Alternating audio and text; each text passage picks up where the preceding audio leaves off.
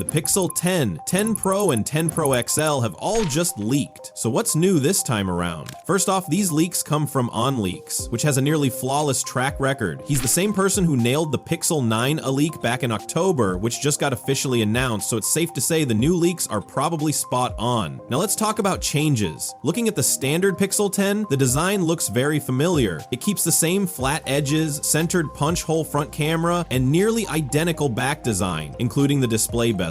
Basically, it looks just like the Pixel 9, but there is one major upgrade: the camera. Instead of the dual lens setup we have on the Pixel 9, which includes a 50MP main sensor and a 48MP ultra-wide, the Pixel 10 appears to be getting a triple lens system. That third lens, it looks like a periscope zoom module, which could bring serious telephoto power to the Pixel lineup. We don't have confirmed details about the camera specs yet, but we highly doubt it'll be the same 48MP5X periscope module found in the Pixel 9 Pro and 9 Pro XL. It's more likely that Google will go with a slightly less powerful setup. Mid-range phones have already started including periscope zoom modules. Take the Nothing Phone 3A Pro, for example. It features a 50MP3X optical zoom lens, which thanks to the high resolution can deliver up to 6x lossless zoom with surprisingly good image quality. That's the kind of setup we expect on the base Pixel 10a 3X optical zoom module, which would make it more attractive than previous base models, while still leaving room for the Pro versions to stand out. Also worth noting, the recently launched Pixel 9a comes with a dual camera system, 48MP wide and 13MP ultra wide, so adding a periscope to the Pixel 10 would give it a clearer edge over the 9a. Beyond that possible new camera, there doesn't seem to be much changing with the Pixel 10's design. The display size is still 6.3 inches, however, we might see a slightly larger battery. There aren't any solid leaks yet, but the phone's body is reportedly getting 0.1mm thicker, which could allow for a small battery upgrade. For the Pixel 10 Pro,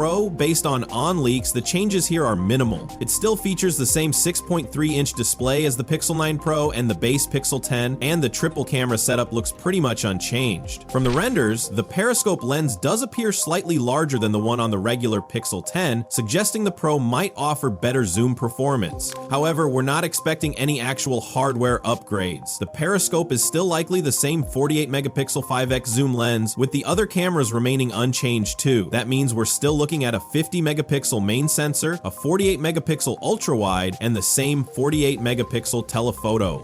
The only visible change on the Pro model seems to be a slight increase in thickness, just 0.1mm, same as the standard Pixel 10. This could mean a slightly larger battery, but aside from that, everything else stays the same. Even the frame is expected to be glossy, just like the leaks suggest. Moving on to the Pixel 10 Pro XL, the top-tier flagship. Surprisingly, this one has even fewer changes. The camera setup is the same, and the display size stays at 6.8 inches. Unlike the Pixel 10 and 10 Pro, which are getting 0.1mm thicker, the XL model it's only getting 0.1mm taller, and that's about it. So yeah, if these leaks are accurate, this is shaping up to be a pretty underwhelming release. The only standout change? That upgraded periscope lens on the base Pixel 10. There are a few more changes coming to all Pixel models that aren't visible in the leaks. One of the biggest upgrades is the new Tensor G5 chip, which marks a major leap over the Tensor G4. Previously, even though Tensor chips were branded as Google-made, they were mostly rebranded Samsung Exynos processors. This time, Google is taking full control by designing the chip in-house without Samsung and partnering with TSMC. Similar to Apple's approach, this gives Google much more control over the entire design process, allowing them to integrate proprietary components like their own TPU, DSP, memory compressor, and audio processor. The CPU and GPU, however, are expected to use stock designs from ARM and Imagination Technologies. The main advantage of this shift will be in performance. While the Pixel 9 felt fast thanks to Google's excellent software optimization, its raw performance lagged far behind competitors. The Tensor G4, for example, offered about half the single-core performance and even less multi-core performance compared to Apple's A18 Pro, despite being in the same premium price range.